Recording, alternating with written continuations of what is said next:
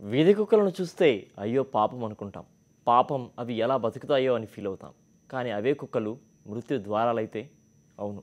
గత కొన్నాళ్ళుగా ఏపీలో ఇదే జరుగుతోంది. ఇటీవల కాస్త సద్దుమణిగిందనుకున్న వీధి కుక్కల స్వైర విహారం మరోసారి పంజాబ్ విసిరింది. ఒకరిని కర్కశంగా ప్రాణం తీసి మరో ముగ్గురిని ఆసుపత్రి బెడ్ ఎక్కించాయి. గ్రామ సింహాలు అడవి సింహాలను తలపిస్తున్నాయి.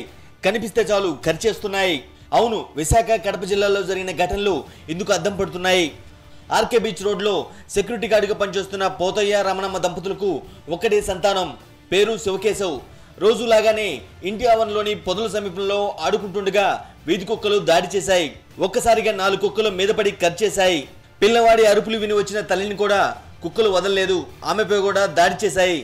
ఎలాగలాగా కుక్కల దాడి నుంచి తప్పించుకున్న తల్లి అతి కష్టం మీద పిల్లవాడిని కాపాడింది.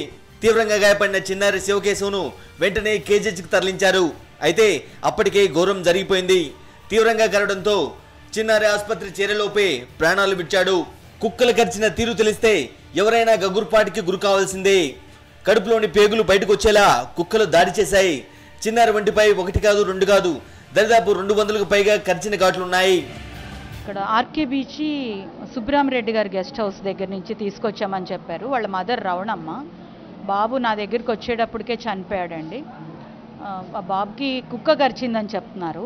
ఒంటి నిండా మోర్ దెన్ 200 డాగ్ బైట్స్ ఉన్నాయి. ఇంటెస్టైన్స్ అన్నీ కూడా బయటకు వచ్చాయండి.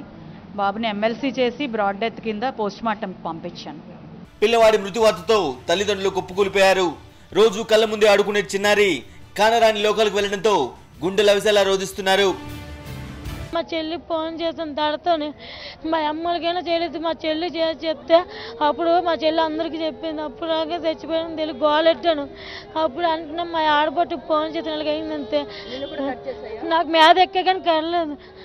తోస్తాను ఇప్పటికీ 5 ఉంది. 5 నల్ల కుక్కలే. నా కుక్కలు ఉన్నా కానీ నా కుక్కలేనికే తెలియలేదు. తీసుకుని ఎంత పేరు తినేసో తెలియదు. బుర్ర కొరికిస్తే అయ్యప్పు తీసుకుని వచ్చాను. పేనపోయినది. మున్సిపల్ అధికారుల నిర్లక్ష్యమే చిన్నారి ప్రాణాలను బలిగొన్నాయని స్థానికులు మండిపడుతున్నారు. వీధి కుక్కల స్వైరవ్యవహారం గురించి చాలాసార్లు ఫిర్యాదు చేసినా పట్టించుకోలేదని ఆరోపిస్తున్నారు.